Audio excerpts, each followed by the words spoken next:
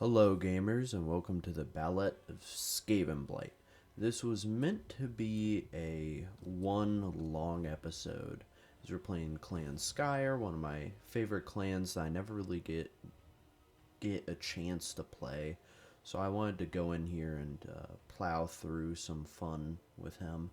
Nukes and guns. You can't get better than that, except for with maybe some dwarf artillery. And it was fun, exceptionally so. If it'll load, it did this on almost every loading screen. I had to edit them out. I just wanted to include it here to mention it. Not sure what's up with my Warhammer 3, but it's updating today. Hopefully it's a bit better. I know it's not a storage issue or anything. I'm playing him pretty lore accurate. I'm playing different Skaven armies kind of blessed by the different houses, because SkavenBlight has the Council of 13. I kind of thought of myself as the Council of 13 in this situation, especially if I'm the one supervising, what's his name? I forget his name. I almost called him Thankful, but I know he is not Thankful. So I guess in this situation I'm kind of in charge of all the Skaven, so we had a lot of fun. I played for, oh golly, 160 turns. All in a 1 day span. It was a fun fucking day. But even though, half of those turns were downtime, I get to edit them out. That's still a lot of battles and stuff for me to include for your guys' pleasure. Not sure why I used a aerial stoppage spell on these ground units. I think at that time I didn't fully understand it. But look at those great fucking gun lines. I love the Jezebels. Those long range snipes. The first time I read about the Jezebels was I think Nern or whatever with Godric and Felix. And they do live up to the hype. Getting to use them here, they were one of my favorite units to use. I've also tried to include cinematic battles in each episode. You guys, that might not ring a huge bell, but I'm going to explain kind of why I do. I watch a lot of Creative Stupidity and all those guys.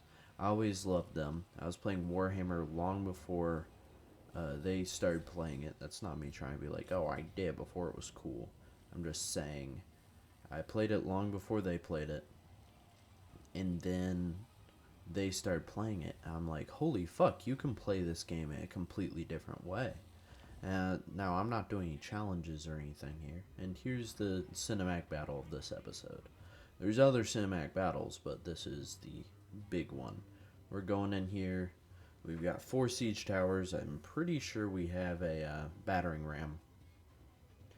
And, I just did a full approach. Our siege towers ran into each other. It was really silly.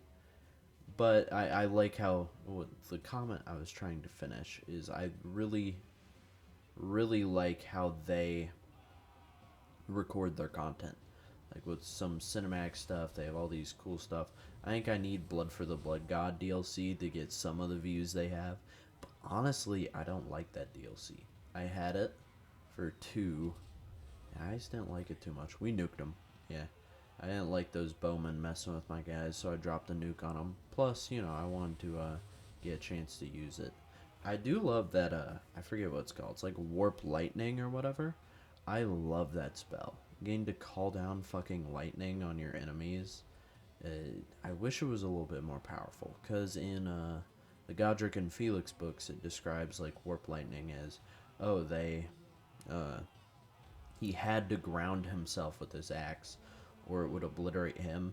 And he's like, I'm taller significantly than Godric, and he's probably twice my muscle, even though I want to cosplay Godric. He's probably twice my muscle, as he's got those like tree trunk arms. He's very stout. They described him as any 2 people, both of Eureka's bodyguards. Here, we're creating a firing line here. Both of Eureka's bodyguards' muscle put together is not equivalent to Godric. And that's just crazy to me. Ooh, our little main guy. Maybe I'll get a chance to see what our main guy's name is.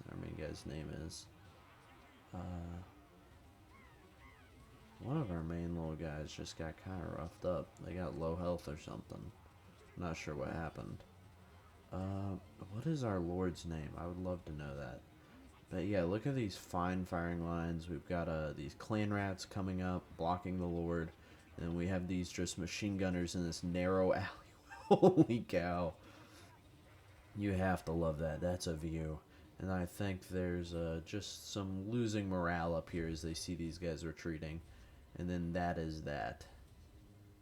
And after that, oh yeah, like I said, I tried not to save scum this series. So this Skyer campaign, I only loaded saves a couple times. And that, I did it once this episode. It was like the middle of the night. And I completely was befuddled. Like, wait, no, was it the middle of the night? No, I think I was waiting. I just contradicted myself. I played this all in one day. Or 2 days. But I had 8 or some stupid shit. Let's get another settlement and then we'll get another hero. But it was just silly of me. That's exactly what happened. I lost my hero. I ended up rage quitting. I loaded. I'm like, crap. I knew the second I did it, I'd broken what I said I'd do. So for the rest of the campaign, I played it way more careful, and I barely save scummed. So I'm proud of that, and at the end of the second episode, I do show my saves, and there's only like 4 or 5 from when I like saved the game and quit to go get like food and stuff. So 4 or 5 saves in 160 turns is pretty insane. We have some nice firing lines set up here. I'm going to send my, this is actually why I freaking love, I just hammer and anvil those guys. I don't know what that means, but I think I'm using it right. I love these, they aren't the Doom wheels, they're like the Shredder wheels or whatever. I freaking adore them as units. I actually didn't want them in his army, later on. Right now, they're perfect for what I need them for. Using that to make sure that main troop, because I thought was more powerful, doesn't get here as quick. He's under fire for longer. And then I'm going to have Thankful go occupy him. Same with our other lord. Keep the spells coming down. And then we're going to barrage that main lord and hopefully get him to retreat. Chase down the ones with our wheels. And then it's a victory. And since it's a settlement battle, you know, a victory is going to be whatever. I also tried to manually fight a lot of battles unless I'm like, this would be annoying. I don't think I ever manually fought Bretonnians. Wait, never mind, no, this is an Empire faction. Never mind, I'm looking at their units. Looks like Empire faction, but I tried to never fight Bretonnians. We have a little rebellion over here we'll go take care of. I mean, yeah, we haven't secured the province, and there's a herdstone. Wait, no, we have secured the province, but there's a herdstone nearby. So it makes sense that they would be fucking around. I mean, here. I think we can get him to there, so we use him as reinforcements. I'm learning new stuff every day. So basically, what I edit out is just downtime, and then any leveling of the lords. Because that's like the boring shit. That was the shit that when I peer-reviewed my older content, and people are like, oh, you're leveling up lords even at 10 times speed for a minute. I'm like, fuck, you're right. My bad. So I've edited those out, and then I've edited out some recruiting and some leveling of the buildings. I have notes on how leveled my structures were. I decided, you know, I claimed this one at like, I think it was level 4 or level 3, and that's nice, but I decided to do that instead of reclaiming SkavenBlight, like abandoning SkavenBlight and reclaiming it at like level 5. I don't know. That just feels cheaty, and it's the Skaven's home, so I wanted to keep... If I ever lost SkavenBlight, I would treat it as a campaign loss. Was kind of how I thought of it. I'm honestly not sure how valid that is as like a rule for the campaign. I set many rules for myself. Just try to stick lore accurate, keep different armies sponsored by different clans. So like Clan Skyr army. Well, it's all Clan Skyr, but oh, Clan Moldor has done this one. Clan Moors with a lot of Skaven slaves, stuff like that. Yeah, I don't know. I just thought of it as a valid way to play, and it certainly was. And then if SkavenBlight ever got taken, the 13, it'd probably get out. They're the 13. But without the 13 supervision, shit kind of crumbles. So I'd count it as a loss. It was how I generally thought about it. Take it as rank 3. Take it as rank 3. Yep, I took it as rank 3. I'm not sure why I'm encouraging my past self. Like, do it! Do it! But I love doing that shit. Looks like we have a quest battle. Did I ever even do this? I'm entirely unsure if I ever even did that. Oh, crap. That might be something. If y'all want a part 3 of this after part 2, I can run on over there and just make a quest battle an episode. Here is our Skaven slave army. I think it's probably a good idea to make one. If anything, because Bretonia will soon go to war with us no matter what we do. I mean, I kind of want to go to war with these guys. They have territory I want, so I'm going to deny the non-aggression pact. And I'm not sure if it's the same turn or the next turn. Bretonia is like, we're going to war. We're near equal power. If they have one army loss, which they moved this army up here, I think that took a turn or two. I just wanted to go ahead, corner them, get this out, and then we can move up and just completely take care of it. They went to siege. I moved up behind them, put the work on them, to be honest, and then had him move just essentially to reinforce, and then had the Skaven slave army be the main one. Or wait, no. Other way around. Moved the Skaven slave army to reinforce, had him be the main one. My notes are confusing as fuck. It says move to reinforce, make main one attack. I need to be more specific when I'm taking notes while playing. But, that's how it goes. So we got our Warlock Engineer, and I wanted to be pretty lore accurate to what I've read. And I've only read, what have I read? Skadric and Felix, basically. I wanted to be pretty lore accurate to what I've read, so I wanted to set up oh yeah, here's our third army. So it is he's got a lot of catapults and shit. I wasn't sure what to make him yet. He was a Warlock Engineer. We get some gold out of the island right here by SkavenBlight. I just won something at SkavenBlight in case the pirates thought they could make a move on me. And she got within my distance. That was pretty fucking stupid of her in Force March. I don't know, the AI giveth and the AI taketh is something I've heard. Look at that. Free win, essentially. We got better artillery with him from that first big city we conquered. This is the thing with skipping a couple turns, is that you guys will see me with like better shit, with like more doom wheels and stuff. I'm sorry. It's kinda... That's the give and take of me editing out all the boring shit. We'll go up here, we'll get the capital. I don't know why they are running to the Wood Elves.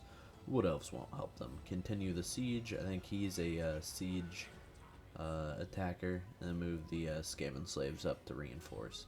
Just the horde. Honestly, I wish Skaven slaves could come in bigger numbers. Like, I wish there was research, like bigger broods or something. I think that would be a great research tree. Make them come in like the orc slaves from Chaos Dwarves. 200 fucking... That's why I hope with... I'm pretty sure they're going to add Thankful as a lord. That's all I want, is them to add Thankful, to be honest. Thankful's my boy. I won't spoil episode 2. Nope, I'm not going to spoil episode 2.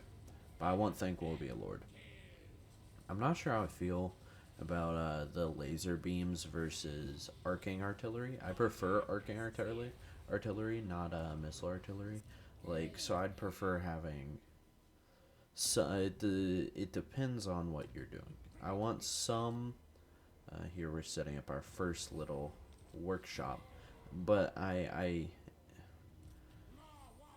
fine having some, or I'm going to use this in dwarf logic. I'm fine having some organ guns, but you usually need catapults to back them up. Just makes it useful. But also, if you're going to be auto-resolving some, or it's your main army and you already have a lot of other missile units, okay, we've started war with them. Yeah, take that. That's worth it. I was hoping the orcs would reinforce, but if you already have some missile units, it's okay to take firing artillery, not arcing artillery. But I personally prefer arcing artillery. Now we're going to take this one. It's just going to be take after take. We're fucking moving forward, and we're moving hard. Nab this one. That'll pretty much completely fuck Bretonia, won't it? Don't spend our food. We're already in the fucking red. Holy shit. And then we'll take this one. And I knew this would kind of piss off that dwarf clan, but honestly I want to eliminate them in the first. I was hoping that was kind of what I was going to do. I was going for a short victory, of course. That's kind of what I do.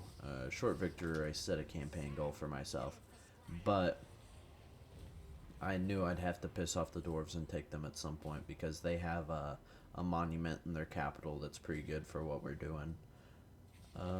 There we go. Our Skaven slaves go up there. Anyone who survived that is better now. I don't know when we got a treaty with them, but I just showed that we did, and now we've got this, which is a trade agreement, which is pretty good.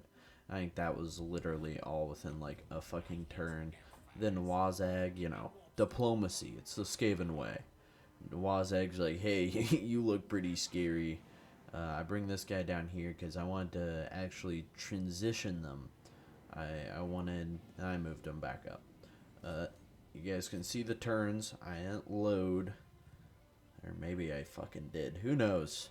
This was like it's been a week of editing. So I'm entirely unsure if that's what I did. But I wanted some storm vermin just to make my army perfect. And then it was a couple turns of there in encampment. I brought this guy up to SkavenBlight. I was going to switch them using the underways. Was kind of my thought process. Oh yeah, a couple turns because sell it. It's 4,000. Or, no, for him because he's got all those Plague Claw catapults, it's worth it. Take the trait. But yeah, Ikit Claw is pretty much at his in-game army, except I would get rid of his like night runners and stuff for some what are they called? For some weapons teams. Okay, here we go. It's time to move on the dwarves. We're kind of going quick, but you know, it's turn 45. It's time to move on the dwarves. I edited out, you know, just some recruitment, some regenning, in between turn shit. Stuff I didn't think I needed to leave in. Holy crap, I'm starting to stutter and become dementia riddled.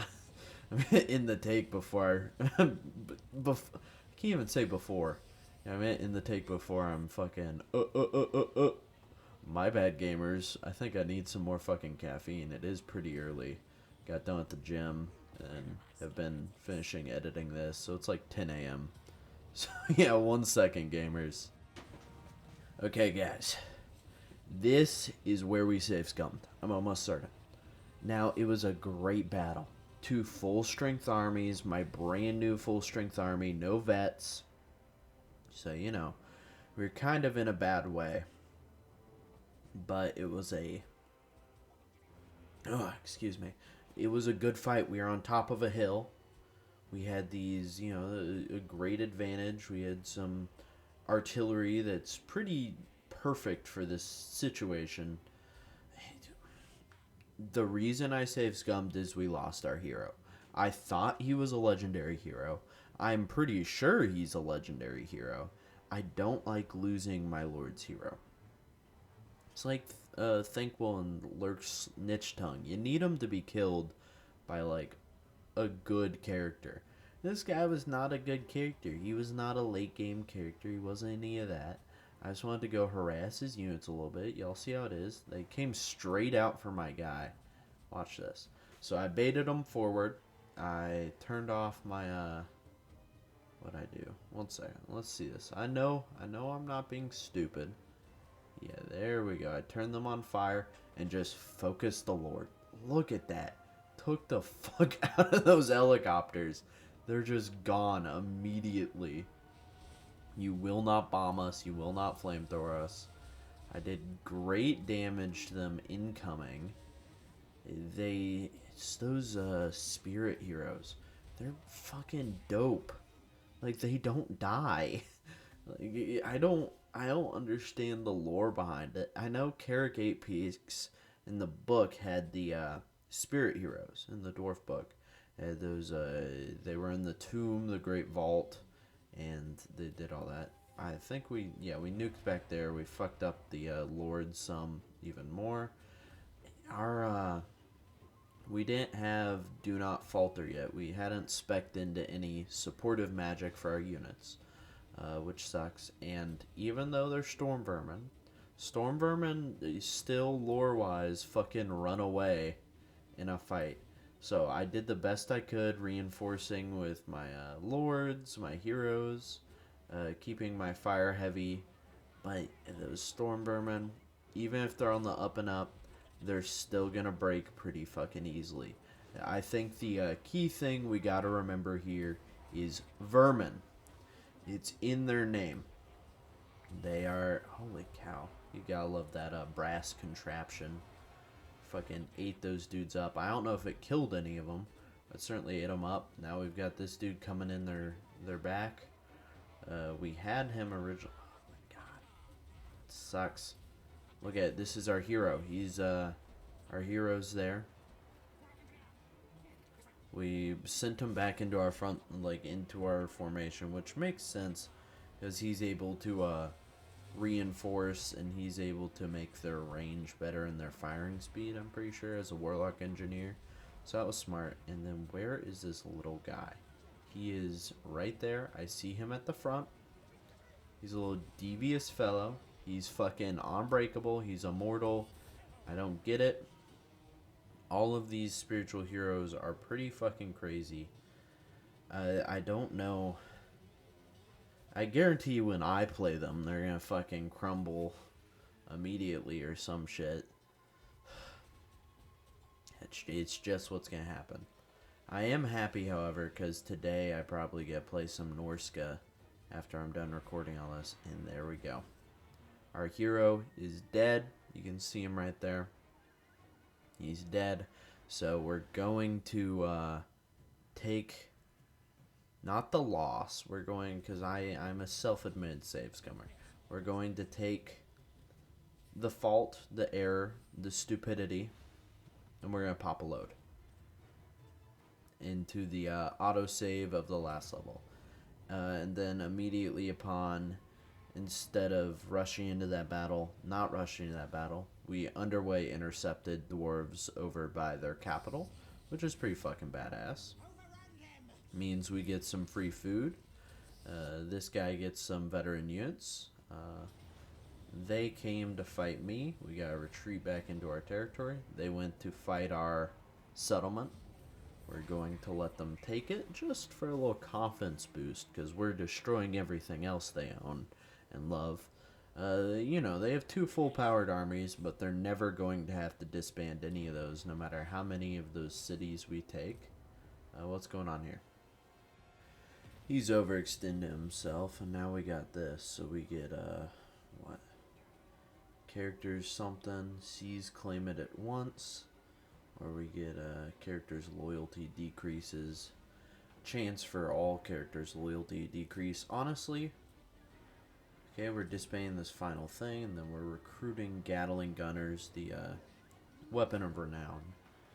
And then we're going to fight the overextended dwarves while we go over here to take their capital. They have 1 other capital, but we'll take this capital.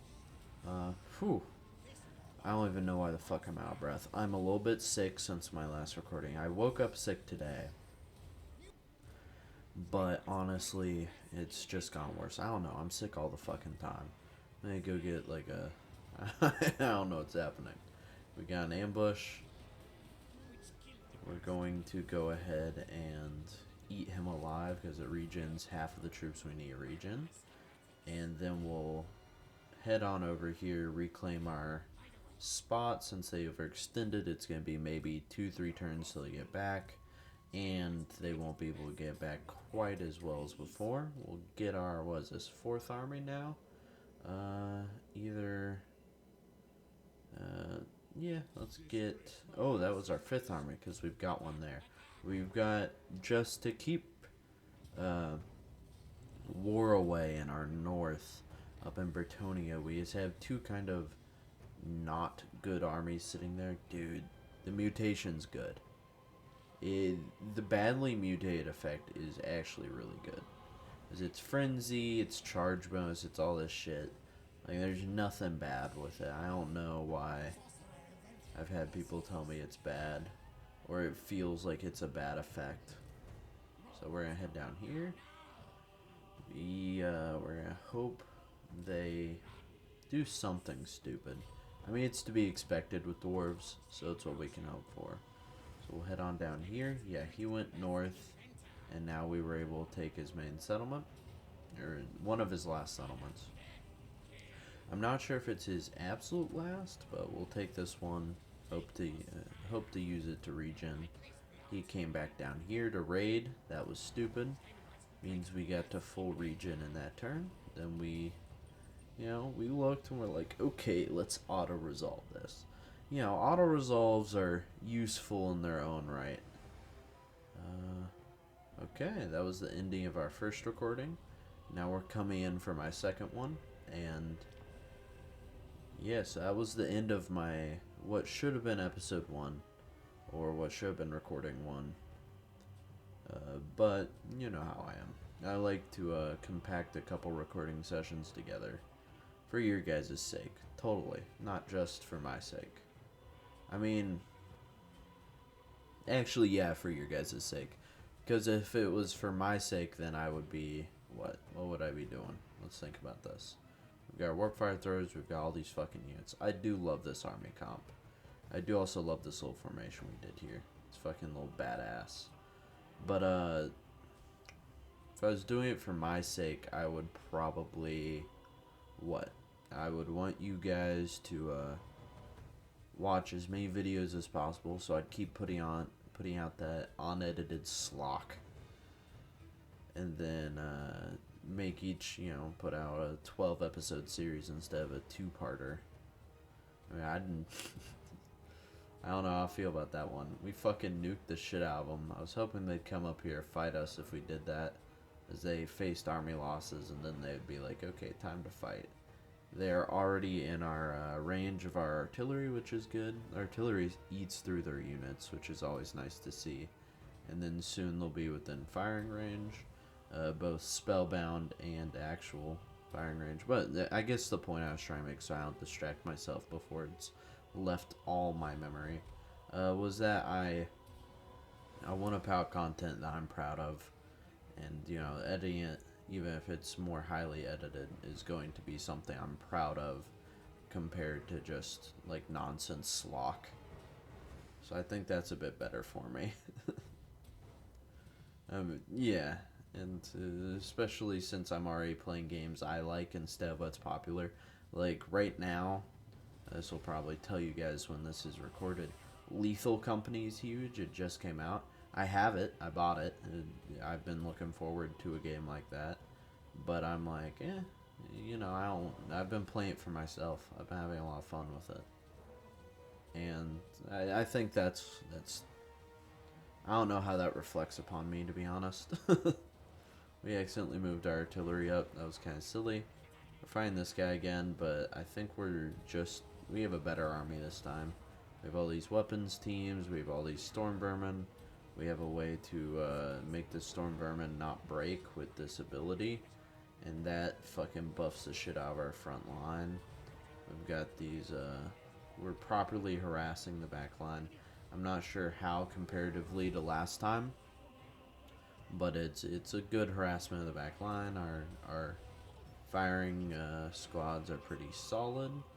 Our lords are holding up well. I'm keeping most things engaged and microed. If I see someone without a battle icon, I'm going to send them back in. Yeah, we have some units retreating because our front line broke, but that's going to be fine because we've still got a solid back line. And I don't know. Do we have to fucking save scum again? I'd be pissed off at myself if I lost another hero or something. Because that would be silly of me. It was like I admitted, save scumming, I don't consider save scumming to be save scumming if you're like trying to get perfect battle. This was my first time fighting this battle. I was happy it was going so well. But don't send our lord in there. We're doing well here. Yeah, look at this. These dude, why'd we send our lord in there? That makes me feel silly. Don't let him die. There we go. Okay, did anyone horribly fucking die? Nope. Nope, we have everyone. They only have their lord. That's crazy. That's good. They've probably exhausted most movement range. Yeah, that's lovely. Okay, we finished up that other siege. Now we're moving down to harass the Golden Order. We could do that and just lose him. I'm gonna do that. There's no point in fighting the same battle again. I think that is faction destroyed. Hell yeah. And we just got to move him up here to go. I'd like to keep get Claw on the front line. I want him always up front, always harassing out the other units, always being on the front end, especially with like a Storm Vermin Rattling Gunner army. That, you know, that's going to be an army in any army. But yeah. So you guys next week or next Tuesday will see the second part of this. It's not quite over, I just wanted to say it. And then I'm going to play some other factions before I come back for like Clan Molder. I am going to play Clan Molder, however, I have a plan for it. It's going to be Clan Molder versus Kislev. So I'm going to do that.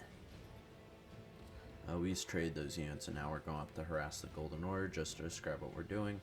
But I'm going to do Clan Molder versus Kislev and versus Norska. It's going to be a fun little thing. I'm not going for like the perfect evolution or everything. I'm keeping my mutations pretty basic. I might save scum a little on mutations, but other than that, we'll be having a lot of fun. So what we're going to do here is Loon Occupy at level 1. Then I'm showing you guys SkavenBlight. I just wanted to show it off. We got a offer of diplomacy from the Necrons. Wait, no, Tomb Kings. And we're going to go up here. We're going to capture this settlement. Not actually to keep it. We're going to capture this settlement just to completely eliminate all the settlements he has down by us. And then use the vampire counts as a buffer. What do we got? 4,000 gold. I should take that, to be entirely honest. Oh, I took research rate? Really? Oh. That is not in my notes. That's when I was reviewing the footage. I didn't get that properly. Another ambush. You gotta love that ambush chance, even when just in the stalking state. It just makes a battle infinitely easy. And then we're trading that settlement we just captured to the vampire counts. Just to appease them a little bit, since we're right by them. And we're stinky lesser Skaven is what they think of us.